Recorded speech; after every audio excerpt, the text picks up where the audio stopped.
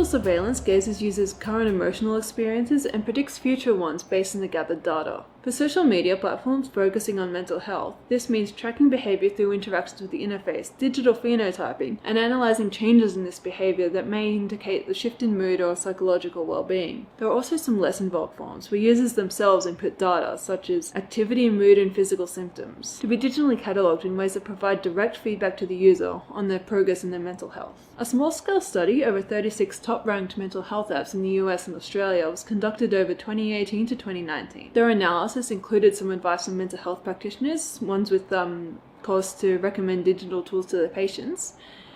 In essence, their advice boiled down to you can reasonably expect your data to be monitored and sold. The vast majority of apps studied use tracking and reminders as the main form of user interaction. This data is digitally analysed pretty much how it is in marketing contexts, only here the analysis is reported directly to the user instead of a third-party marketer, and it's to inform them of their progress and encourage continuation. In so doing, this facilitates continuous self-development over time. By tracking tendencies like the time it takes you to swipe, tap, or type in other apps, MindStrong aims to detect certain emotional shifts. As one article put it, the app can tell you're depressed before you know it yourself. This is a passive process known as digital phenotyping, and basically it captures continuous streams of real-world behavior, or at least the parts that involve some sort of computer, which is basically all of it.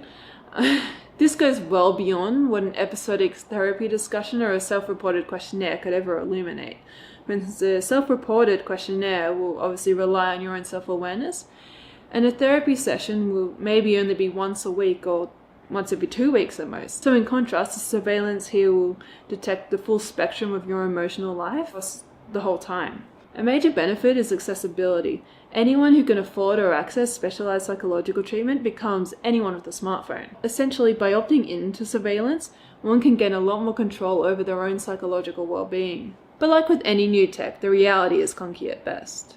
The reasons for particular results or findings may not be accessible for evaluation. Social media use will be especially prone to undetected variability. Think about the last time you posted or liked something on a whim, or when you were just tired, or if you've ever used enthusiastic Facebook scrolling as a means to distract yourself from a down mood.